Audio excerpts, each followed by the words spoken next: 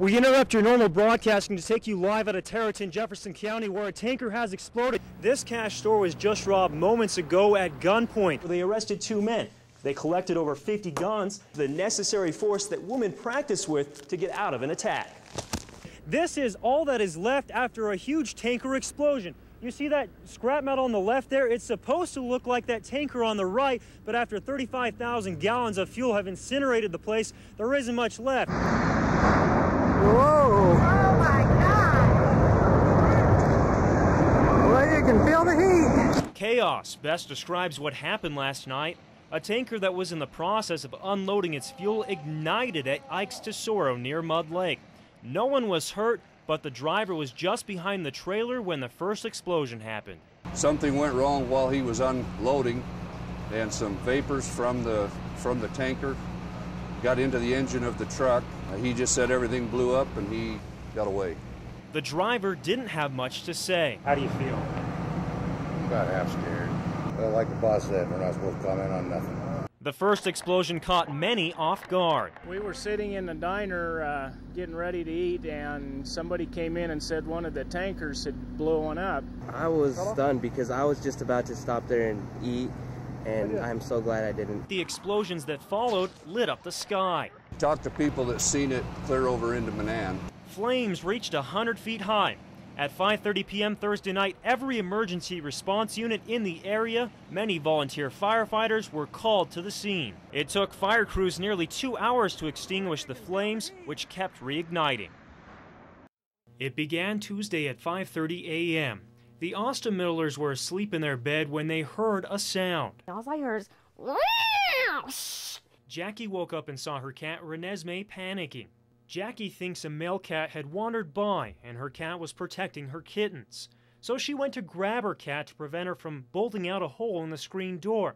That's when her cat jumped at her. I was being mauled, literally for the kill. She had got a hold of either my nose first, my face first, my arms first. I was literally screaming, "Blaine, get her off, she's attacking me, get her off!" And he jumped up out of the middle of sleep. He took his CPAP machine, just jerked it off, threw it on the floor, and he was able to literally pry her off of me. Confusion. I woke up hearing my wife scream, and I didn't know what was going on until I looked over there, and I seen her viciously attacking. Blaine did get the cat off, but not before 35 bite marks and 15 bruises later. Then, when Jackie was washing the blood off her face, the cat came back. Washed the blood off of her face and off part of her hands. Then she actually attacked her leg a second time.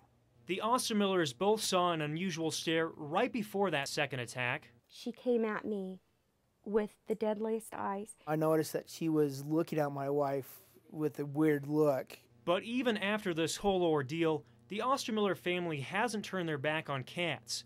They even plan on getting a new kitten soon. But they do have a word of caution. I want people to know how dangerous cats can be. They can turn on you in a dime. Believe it or not, cats.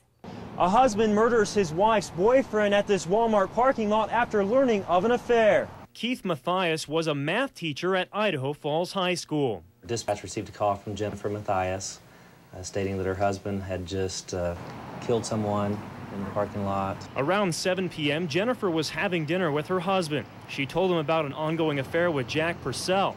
But after she left the restaurant, her husband followed her. She called her boyfriend for help and parked at Walmart. Within minutes, her boyfriend arrived and had a heated argument with her husband.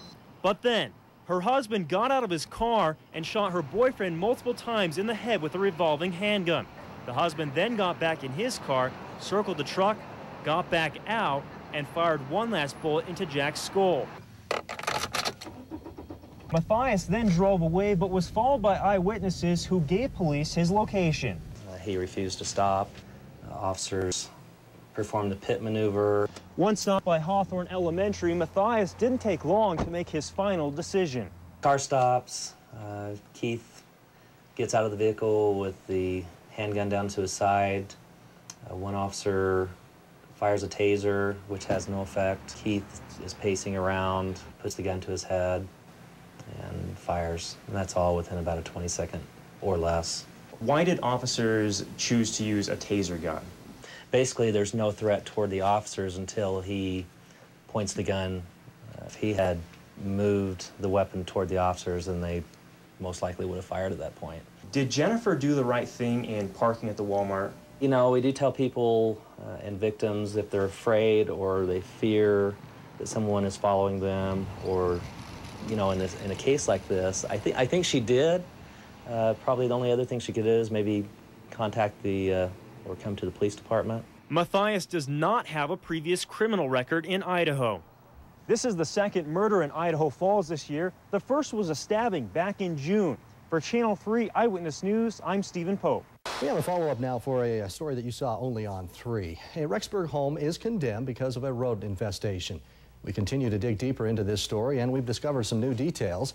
Joining us now is Eyewitness News reporter Stephen Pope. And Stephen, do we know why there were just so many rodents in this house? Well, Todd, I've been checking the house daily to see what's being done about the infestation. Terminix was there today resetting traps. They say the home has multiple square-shaped holes in the sheetrock, which led to rodents crawling into the home. A fire marshal let an exterminator into the house Thursday morning. Matt Myers with Terminix, who's been inside the home, said it's bad construction which led to the mouse infestation. You'll notice he has a gas mask on and some heavy-duty gloves. He declined to comment on camera but says there are multiple holes in the sheetrock which allowed the rodents into the home. I also checked with the local title company and found the home was built in 1981 by Dean Palmer and Dean Riggs. However, in 2006, Rodney Drive had sewer backup problems stemming from Madison High School dumping snow into the canal. Water backed up into the lift station, overwhelming sewer lines in many homes on the west side of Rodney Drive.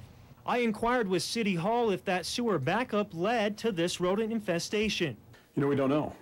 We do know that there was obviously some lift station issues caused by really an overloading of a canal back behind. To our knowledge, those things were taken care of. Shortly thereafter, restoration work was performed on the Crawford home.